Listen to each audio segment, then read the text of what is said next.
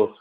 Amigos, es muy importante para mí este espacio, es muy grato que se estén generando este tipo de espacios en las cuales la comunidad jurídica, la comunidad que ha realizado ciertos estudios, que está empezando a emprender, a los estudiantes, a todas las personas que estamos interesadas en el ámbito jurídico y sobre todo, bueno, pues en el ámbito jurídico penal, como es nuestro caso, que nos demos este espacio para ir aprendiendo, para ir estudiando, a pesar de la contingencia que nos tienen cerrados en nuestras casas. Es un gran espacio para ir aprendiendo, para ir reflexionando sobre la forma en la que estamos llevando el derecho, y qué bueno que se están generando este tipo de espacios, este interés en la comunidad jurídica.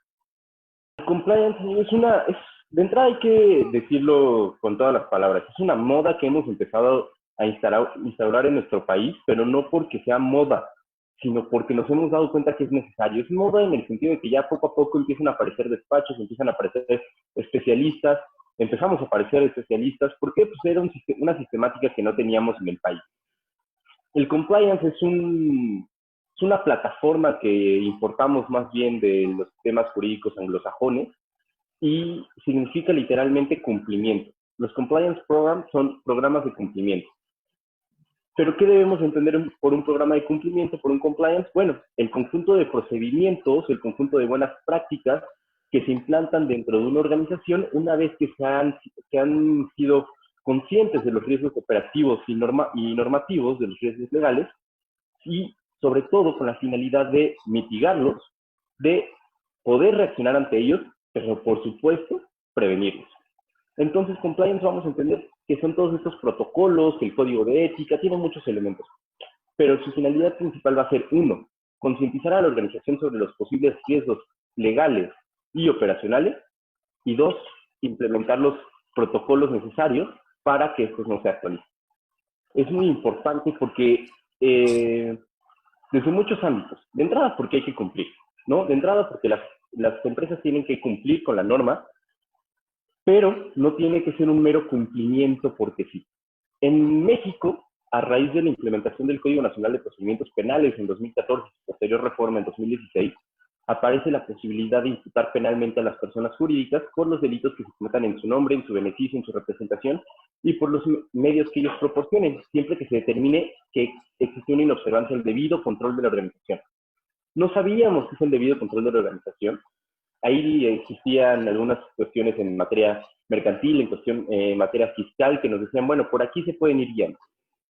Sin embargo, a raíz del análisis de otros sistemas jurídicos, de cómo se estaba llevando el derecho en otros países, importamos la idea del compliance. ¿Cuál es la relevancia de este? Pues bueno, de entrada, conocer tu organización, ¿no? Tiene muchos beneficios, entre ellos, saber cómo se están haciendo las cosas. Si tienes beneficios desde económicos, es decir, como, oye, a lo mejor en mi cadena de producción se están repitiendo pasos y eso me está significando una pérdida de dinero.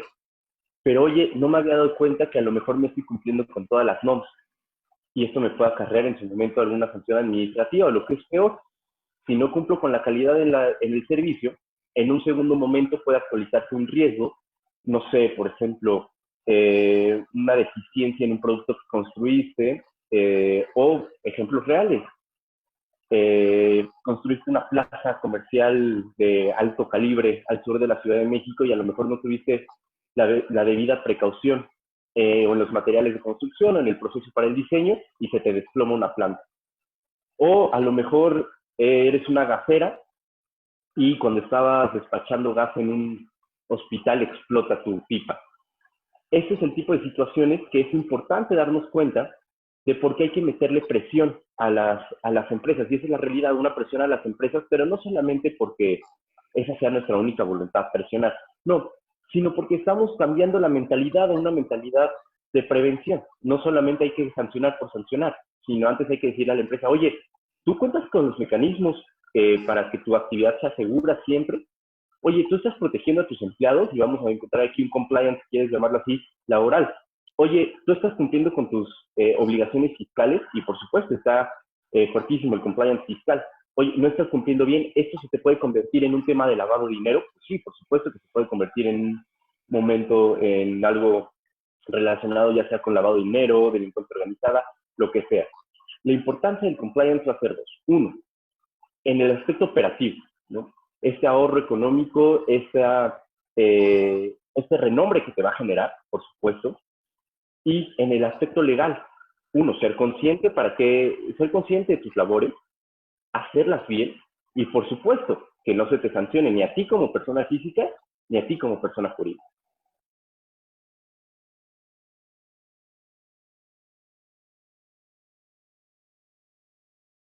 De entrada, a mí me gustaría platicarles un poco sobre qué son los riesgos para que nos podamos entender al 100.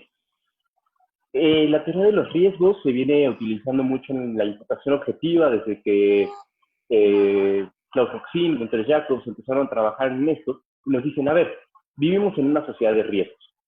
Todas las conductas que realiza un ser humano en su día a día pueden significar un potencial daño a un bien jurídico tutelado. Sin embargo, vamos a tener riesgos tolerados y aceptados por el sistema jurídico y por la sociedad, por supuesto, pero vamos a tener otros riesgos que no son tolerados. Por ejemplo, cocinar. ¿Puedes lastimarte? ¿Puedes lastimar a otras personas? Por supuesto que sí, pero tenemos que cocinar. O el mejor ejemplo de todos, andar en coche. El tránsito de vehículos es un riesgo, sí, lo es, pero bajo ciertos parámetros es un riesgo permitido. Entonces, ¿de dónde vamos a sacar estos parámetros de los riesgos? Pues de la norma, de la sociedad y de el antecedente, el devenir histórico de cómo se está realizando. Ahora hay que agregar uno más, la organización de la empresa. Si tú ya sabes, tu empresa gasera, que dentro de tus labores está esto de ir repartiendo con pipa y que esto puede significar un riesgo superior, bueno, pues debes de tener los mecanismos ideales para que este riesgo se mantenga en el umbral de lo permitido, que nunca se exceda a lastimar a una tercera persona. Ahora, todas las empresas significan un riesgo. Sabemos ya de antemano que existe el tema de los riesgos laborales. Entonces, oye, que ya se me cayó mi trabajador, oye, que ya se lastimó de camino para acá. Bueno, pues estos son otros riesgos distintos a la materia penal. Una vez que somos conocedores de estos riesgos, que esta sería la primera etapa de la elaboración de un compliance program, el análisis y diagnóstico de riesgos, vamos a tener que imponer estos protocolos para evitar. En el tema de COVID, ha sido ampliamente difundido que hay empresas que no se están tomando las medidas adecuadas, que no son esenciales y siguen laborando, y no se ha sabido bien cómo proceder contra ellas. Inclusive al inicio del tema de la cuarentena se hablaba de si se les podría imputar en algún momento el tema de contagio, peligro de contagio. Vamos a ir avanzando poco a poco. Primero a mí me gustaría platicarles sobre el tema del decreto de emergencia sanitaria. Ese decreto que lanzó el gobierno federal y que nos empezó a hablar ahí ya de la sana distancia y que solamente podíamos mantener las actividades esenciales. Y justo a este tema de las actividades esenciales me voy a referir. Uno, se dice que van a ser las que estén completamente relacionadas con la actividad médica, que puede ser las mismas actividades médicas, el abasto y los servicios para la actividad médica, la manufactura de insumos médicos. También vamos a tener como actividades esenciales las relacionadas con la seguridad y la protección ciudadana y los de los factores fundamentales de la economía. Entonces, por ejemplo, en Ciudad Juárez hay una empresa manufacturera de plumas y el empresario dice, oye, pero mi labor es esencial. Yo doy insumos médicos, las plumas son esenciales. Imagínate un médico que no tenga plumas y bajo ese pretexto sigue trabajando. ¿Qué pasaría entonces si se enferma una de las personas que trabajan ahí? De entrada, en el sector laboral tendríamos muchas dificultades, porque tendríamos que encuadrar COVID con los supuestos que nos da la ley del trabajo para los riesgos sanitarios. Tendremos ahí que buscar la forma o en qué apartado se va a aceptar. Pero por otro lado, ¿qué pasa en materia penal? ¿Qué pasa si una de tus personas, de tus trabajadores o tú mismo se muere? ¿Qué pasa si se lesiona? Si producto de esto queda con una deficiencia en los pulmones y se actualiza uno de los supuestos de lesiones. ¿O qué pasa si te llegasen a imputar trata de personas? ¿Cómo vamos a asegurar que no trata de personas en el supuesto del artículo 21 de explotación laboral, en el cual no les estás dando los medios idóneos para la salubridad en el empleo? Entonces, vemos que se actualiza un sinnúmero de opciones y podríamos abarcarlo tanto del punto de vista laboral como del punto de vista civil, ¿no? Una responsabilidad objetiva, o por supuesto que podrían irse a la vía penal. ¿Cuál es el gran problema? que no tenemos mecanismos ni tenemos leyes idóneas que nos digan cuál va a ser ese parámetro, ese baremo de los riesgos, sino que nos están haciendo mediante decretos. Estamos viendo actualmente que estamos trabajando en un ámbito de normas penales en blanco, ¿no? Que nos hacen una referenciación de una a otra norma y entiéndele como quieras, porque yo no sé más, yo autoridad no sé. Entonces, ¿cuál va a ser el mecanismo idóneo para que no se te actualice ninguno de estos riesgos? Pues el debido control de la organización, en este caso compliance. ¿Por qué? Porque vas a ser consciente de cuáles son los riesgos que tienes y dices, oye, a ver, actualmente tema de la pandemia, de COVID. Sí es cierto, aquí el decreto de emergencia sanitaria me dice que no pueden estar más de 50 personas juntas en cuánto espacio. Oye, que debes de generar mecanismos de salubridad para que puedan ir trabajando. Ok, y darles gel antibacterial es suficiente, que tengan 2,5 metros de espacio o más, los que se puedan, van a ser suficientes, descansar intermitentemente algunas personas van a ser suficientes, pues no lo sabemos, ¿no? No lo sabemos porque inclusive ni siquiera sabemos bien qué es el COVID. Poco a poco ya sabemos que es un virus, pero estamos empezando a conocerlo a fondo, ¿no? Acaba de aparecer. Entonces, va a ser un trabajo tan en la incertidumbre, porque hay incertidumbre tanto en la materia científica como en la materia legal. Entonces, si nosotros de una vez contamos con mecanismos de protección, con mecanismos de prevención, vamos a decir, oye, yo siempre cumplí con mi debido control de la organización y no me puedes sancionar por ninguna vía, porque proveí de mecanismos, de insumos para guantes, que cubrebocas, que bla, bla, bla. Y aparte de eso, en la entrada del edificio yo tenía un termómetro y aparte de eso, una vez al mes le hiciste pruebas para COVID, lo que sea, lo que se nos ocurra. Obviamente esto no es una invención por capricho, sino es con conocimiento de causa. Compliance debe ser interdisciplinario. Entonces, no solamente en este caso vamos a tener juristas que nos dicen, sí, penalmente hay que evitar el riesgo de contacto así, así, así, sino que hay que tener, en este caso, médicos que nos digan, el protocolo debido para que puedan acceder a tus instalaciones debe ser bla, bla, bla, bla. Perfecto, pues eso lo adopto, lo introduzco y se los enseño a mis trabajadores. Entonces, como vemos, las empresas, los empresarios y los trabajadores están en un alto riesgo en este momento, porque ni siquiera sabemos, uno, qué va a pasar con COVID, cómo nos va a afectar, qué tantos mecanismos de prevención debemos de insertar para mantener la salud de nuestras personas, como por el otro lado, en la vía normativa, no sabemos cuándo nos van a llegar a solicitar judicialmente o por vía de cualquier autoridad administrativa que rindamos cuenta. Estamos en incertidumbre total. Para eso un debido control de la organización va a ser lo más eficiente, ¿no? Entonces, en el tema de los riesgos penales, pues hay que tener cuidado tanto para que la empresa no sea responsable. En México, en la Ciudad de México, por ejemplo, sí podríamos tener a la persona jurídica como responsable de un delito de lesiones, de homicidio, lo que se te ocurra, ¿no? Aquí tenemos el catálogo abierto. Tendremos que ver en cada localidad cuáles son los catálogos que pueden implementar.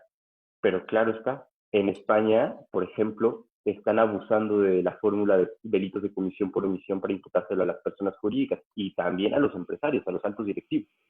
Que no nos vaya a pasar lo mismo, que no vaya a haber por ahí algún contagio de COVID que genere las lesiones en una persona, que genere la muerte y que en una de esas vayan a imputarle al empresario el homicidio, las lesiones por comisión por omisión, derivado de la calidad de garante que adquirió por la firma del contrato laboral.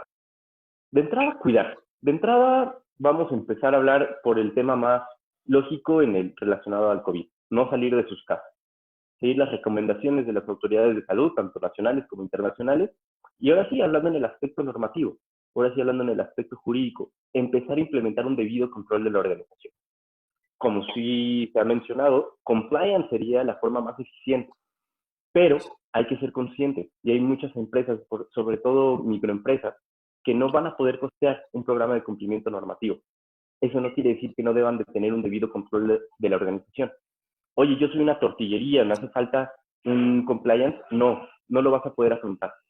Pero ¿por qué no empiezas a buscar un debido control de la organización en el cual dices, ok, yo verifico que mis trabajadores tengan gel antibacterial y que bajo ninguna manera las personas que estén manipulando las tortillas sean los mismos que cobren? Y usan cubrebocas y les enseño a usarlos bien y les doy los suficientes cubrebocas. Bueno, Aquí ya empezamos a tener un debido control organizacional. ¿De dónde se va a desprender eso? Uno, tienes que conocer a tu empresa. Y conocer a tu empresa es tanto en lo que te dedicas como quiénes son tus trabajadores, qué es lo que realizan. Conocer a tu empresa, conocer a tus trabajadores te va a permitir ser eficiente y eso te va a reducir costos, pero también te va a generar un conflicto de cambiar la organización, decirle, oye, ¿sabes qué? Tú venías haciendo ABC, pero vas a hacer ABCDE o vas a hacer ABC nada más, no AB, lo que sea. Tiene, por supuesto, un periodo de adaptación, entonces darnos una oportunidad de empresas y empresarios para que poco a poco podamos introducir esta idea. Y más allá de todo, más allá de cumplir con la norma, más allá de evitar que se nos sancione, hacer conciencia. Compliance, al final, no se trata de cumplir solamente, sino de generar una cultura de integridad, generar una cultura que vaya más allá del cumplimiento de la norma, sino generar una cultura ética, en la cual todos nos estemos cuidando, en la cual todos estemos verificando que nadie cometa un delito. Y que si alguien comete un delito, lo correcto es denunciarlo, dar parte a las autoridades o dar parte a mi patrón para que sepa qué está pasando, para vivir en un ambiente de armonía. Al final, volvemos al punto de generar una cultura de ética, buscar una reintegración del tejido social. Y eso sería lo más importante, buscar esta cultura. En primer lugar, a mí me gustaría hablar con los eh, abogados más jóvenes, entre los cuales tengo el atrevimiento de incluirme, para aquellos que estén terminando la carrera, para aquellos que estén empezándola, para aquellos que apenas estén empezando a ejercer. Seamos disruptivos, busquemos estas nuevas tendencias del derecho. El derecho clásico se ha quedado muy atrás. Actualmente vemos que la sociedad moderna ha llevado al sistema jurídico a retrasarse mucho. Entonces nosotros tenemos que ser los principales impulsores de una actualización. Busquémosla. Busquemos que este sistema jurídico ya no sea retributivo, sino que nuestra principal función sea la prevención y dos, la reestructuración del tejido social. De ahí en fuera, al resto de las personas les podrá decir, hay que seguir estudiando, hay que seguirnos cultivando, hay temas apasionantes, hay que apasionarse por lo que hacemos y aprovechar bien el tiempo. Agradecer al jurisconsciente por la generación de este tipo de espacios, a toda la comunidad que estamos integrando ya a este gran esfuerzo del jurisconsciente. Todos somos parte de este esfuerzo. Entonces recuerden que juntos compartimos el conocimiento.